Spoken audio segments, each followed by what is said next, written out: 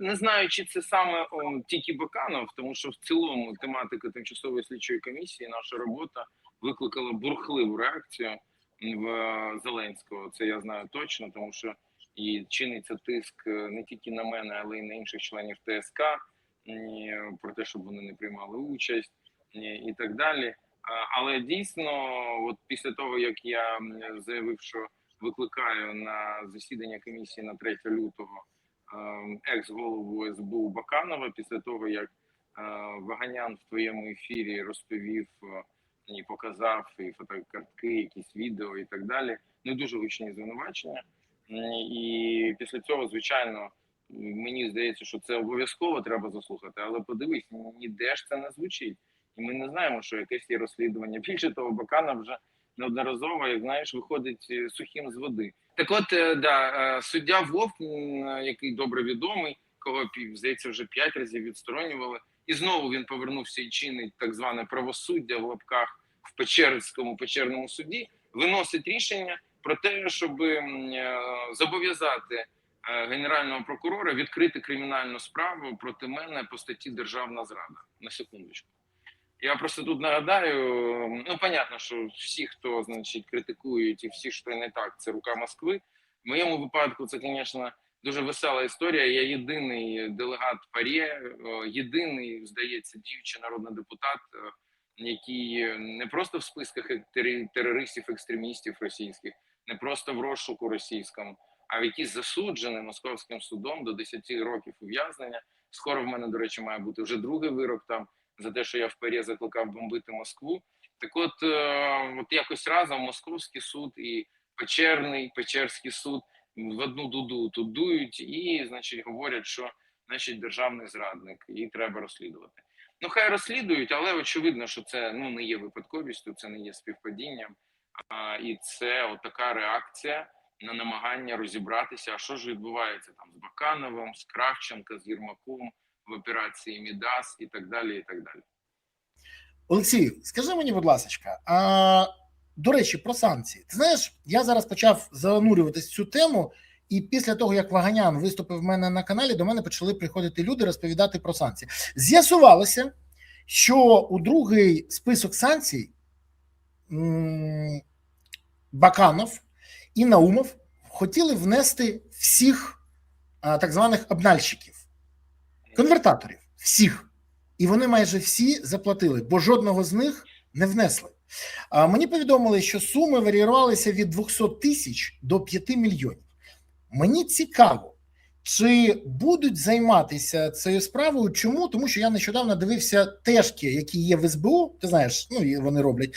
І одна з цих тежок, там перелік якраз цих обнальщиків. Тож вони всі відомі СБУ. Можна їх опитати і дізнатися, чи дійсно вимагав Наумов і Баканов ці гроші, чи платили, і через це вони не потрапили в ці списки. Як ти думаєш, чи будуть цим займатися, цим напрямком? Чи це не цікаво, такі дрібнички?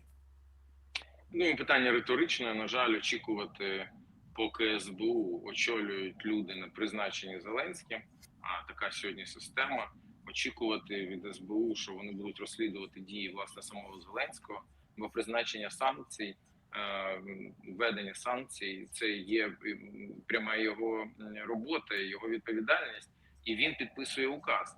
Тому не може бути такого, що орган, в якому, не забувайте, друзі, що Зеленський не просто пропонує голову СБУ в Верховній Раді. Далі він всіх в СБУ призначає своїми особистими указами. Заступників, голів ключових департаментів, голів обласних управлінь. Тому це повністю підконтрольна йому спецслужба. Це абсолютно не виключає того, що в СБУ є абсолютні герої, яким є суперповага і респект, які підривали Кримський міст, які робили операцію «Павутина», які ловлять російських агентів в Україні пачками, які в тому числі рятують життя багатьох, в тому числі моє неодноразово рятували, які сьогодні Альфа, яка нищить ворога, один з найбоєздатніших підрозділів Сил оборони України. І ці люди є герої. Однак, на жаль, в нашому випадку СБУ – це такі дві іпостасі. Там серед цих героїв і прикриваючись цими героями, дійсно є інші абсолютні злочинці, рекетири, здирачі, які займаються здирництвом, корупцією, які займаються політичним переслідуванням, І це все теж, на жаль, є. І це такий містер Джекіл і Хайд, знаєш, в одному флаконі, на жаль. І тому очікувати, що вони це будуть розслідувати, думаю, що не варто. А щодо санкцій, ну дійсно, і в твоєму ефірі розповідав Баганян. Він стверджує, що при ньому передавалися гроші. Я дивився ці ефіри. Ми, до речі, плануємо на 3 лютого і Ваганяна включати на засідання нашої ТСК. І він стверджує, що і при ньому передавалися кошти за включення, не включення до санкцій. Я можу тобі сказати, і в мене є інформація. Ти єдине, що ти сказав від 200 тисяч, я про такі смішні розцінки Це не чув. про конвертаторів, це саме про конвертаторів. А, наприклад, вибач, будь ласка, а з Єрмолаєва зняли 5 мільйонів. Більше того. От я Знаєш, з нього чув про цифри від 2 мільйонів. Так от 5 мільйонів зняли з перший раз, але мені дніпропетровські схематозники, які вийшли після цього і теж почали розповідати, але от, знаєш, дивна ситуація. Готові казати поза камерою, в камеру не хочуть казати, от бояться. Але вони кажуть, що всі в Дніпрі знають, що Єрмолаєв платив тричі. Тричі його, ти розумієш, змогли подоїти. І це теж багато... Вони професіонали. Але дивись, ну от ми можемо казати про щось завгодно, але яка вирогідність того, що Баканов буде присутній на ТСК 3 лютого? Наскільки мені відомо, викликаний він 3 лютого, ти писав про це. І які наслідки будуть для нього у разі, якщо він відмовиться прийти? І, до речі, от, ну як ти можеш сказати, відмовиться? Ні, є ж яке розуміння? Ну, в мене особисто є сумніви, що 3 лютого Баканов прийде, саме 3 лютого. Однак, якщо він прийде, не прийде, вірніше, без поважних причин, то відповідно до закону я маю право, як голова ТСК, звертатися до Національної поліції щодо примусового приводу Баканова на наступний раз. Тому я би радив, впевнений, що Іван Баканов дивиться твої ефіри, тому я би радив пану Івану не займатися дурньою, а виконати вимогу закону, прийти свідчити перед парламентською комісією, не відволікати Національну поліцію на його персону, їм є чим займатися і без цього. В мене поки що по ТСК, в нас було 2 засідання, в мене такий змішаний досвід. Тобто з одного боку на наш виклик прийшов і Чернишов, і Галущенко, і Грінчук. Причому, що Галущенко і Грінчук з'явилися взагалі вперше в публічному просторі з моменту початку цього скандалу Мідас і справи цієї корупційної. Вони жодного разу ніде не з'являлися, навіть на звіт Верховній Раді України, коли їх звільняли, не прийшли. А на ТСК прийшли і відповідали на питання. Тобто є позитивний досвід такої явки, але є і негативний досвід, тому що на друге засідання я викликав Проніна, і він вже вдруге не прийшов, це голова Держфінмоніторингу. Ну, він, правда, посилається на лікарняний, ми отримали офіційні документи. Бажаю йому швидкого одужання, щоб він там не забував шапку вдягати, бо в Києві холодно, щоб все-таки він хоча б на 3 засідання до нас завітав. Не прийшов Мілованов без всяких поважних причин, просто не прийшов і все. Ну і тому я запускаю там по ньому процедуру цього примусового приводу. Не прийшов очільник головного слідчого управління СБУ Швець. Тут якраз це дуже цікаво, якраз це людина, яка працювала всі ці роки під наставництвом, ну, або під керівництвом Івана Баканова. І я думаю, що він багато чого міг би розповісти, але на наше засідання не прийшов, пославшись на відрядження. Тому я би радив всім фігурантам краще приходити. Я готовий застосовувати санкції, я не буду в ці речі гратися. Це повага навіть не до парламенту, а до українських виборців, які цей парламент обрали. В усьому світі парламентська комісія – це щось абсолютно недоторканне і так, до якого ставиться з повагою і страхом. Тому приходьте, будь ласка, відповідайте на питання. Нас всім, нас нікого там не питає, нічого такого не робить. Ми ставимо питання, на які ми хочемо почути відповідь і для українського суспільства, і для розслідування подальшого і з нашого боку, а саме головне з боку правоохоронних органів. Скажи мені, будь ласка, а як ти вважаєш, чому президент України ані пар з вуст і мовчить з приводу Баканов-гейта, враховуючи все ж таки, наскільки близький Баканов, і що саме він призначив Баканова на цю посаду. І я не тут при всіх варіантах. Ти знаєш, що в мене складні стосунки з Порошенко.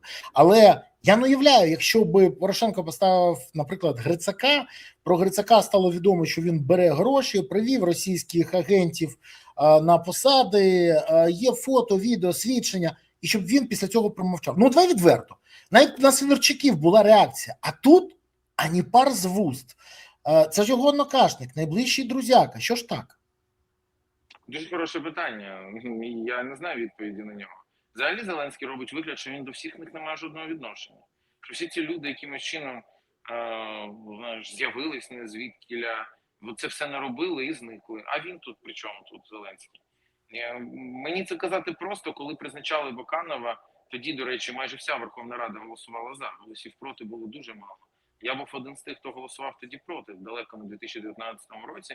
І я з трибуни Верховної Ради казав, як можна призначити людину на спецслужбу, яка не має ні досвіду, нічого, яка є просто найближчим другом, там, кумом, братом, сватом, сусідом, однокашником, партнером по бізнесу, директором квартала, просто дуже близькою людиною. Ну і результат ми всі бачимо. І результат визнав сам Зеленський, коли він звільнив Баканова по дуже жорсткій статті, яку ми вже сьогодні з тобою згадували. Але далі чомусь все затихло. Чому? Ну, я думаю, що ми з тобою розуміємо, що, напевно, Баканову, в разі, якщо його припруть до стінки, напевно, є теж що розповісти. Так само, як ми з тобою не можемо уявити собі, щоб Баканов не розумів, що робить Наумов, голова Служби внутрішньої безпеки, якого він і привів в СБУ, і зробив йому кар'єру, і подав на призначення Зеленському, а ця людина, і це стверджує СБУ, не ти, не я, ні хтось інший, СБУ стверджує, що ця людина працювала на росіян. Так от, не міг Баканов цього не знати. Ну тут просто або він його подільник, або він ідіот. Ну але те ж саме абсолютно стосується і самого Зеленського. Не міг він не знати, що відбувається в СБУ, а якщо він цього не знав і не помічав, а в цей час там це проростало російське кодло, ну тоді з'являється питання щодо адекватності Зеленського, те саме питання до нього. Або ти подільник, або ти ідіот. Ну, я третього просто відповіді, на жаль, її не бачу. Але ти знаєш, Баканов вже став адвокатом. Ти пам'ятаєш, в Полтавській області. Йому допомогли, і він став там адвокатом. І Єрмак, здається, теж в Полтавській області, що їх всіх тягнуть в Полтавську область. Їх всіх тягнуть в адвокатуру. Бідолашна Полтавська область.